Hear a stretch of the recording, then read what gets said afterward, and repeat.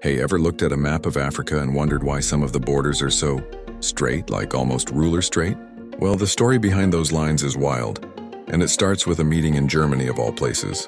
A meeting where a handful of powerful men sat around a table with a map, and without a single African person in the room, decided the fate of an entire continent. This is the story of the Berlin Conference, the meeting that carved up Africa. So picture this, it's the late 1800s. Europe is in the middle of a massive industrial boom. Factories are churning out goods and they need two things: cheap raw materials to feed the machines and new markets to sell the finished products. And where did they look? Africa. The continent was rich in resources like rubber, diamonds, gold, and ivory. This kicked off what historians call the Scramble for Africa. European powers started rushing in, claiming territories left and right. Belgium's King Leopold II had just claimed the vast Congo basin as his personal property, which made other countries super nervous. They were all stepping on each other's toes and tensions were rising fast.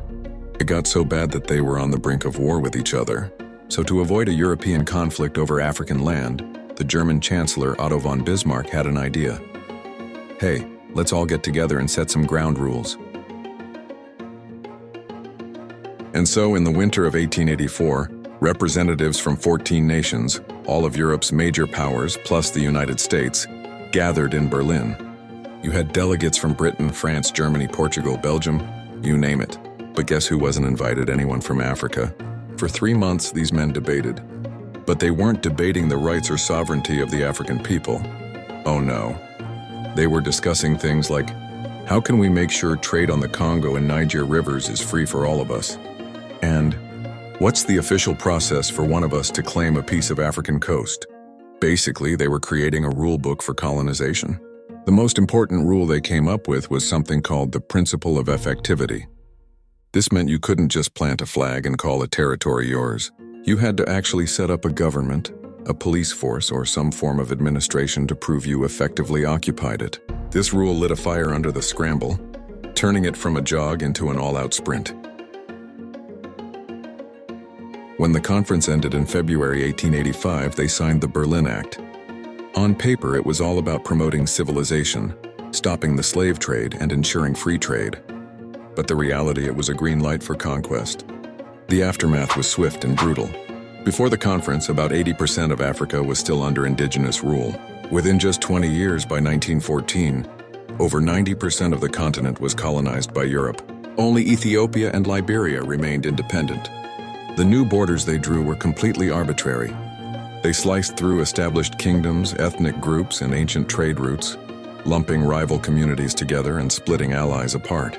Imagine someone drawing a line straight through your town, your family home, declaring one side belongs to one country and the other side to another, without ever asking you.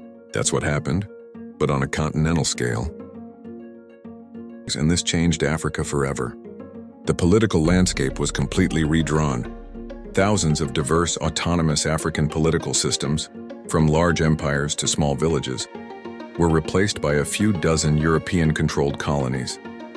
This colonial rule exploited Africa's resources, disrupted its societies, and laid the groundwork for many of the conflicts and political instabilities we see today.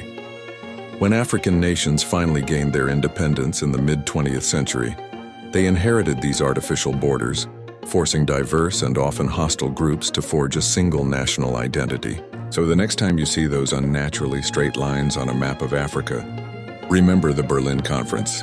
It wasn't just a meeting. It was a moment that reshaped a continent, and its legacy is still being felt over a century later.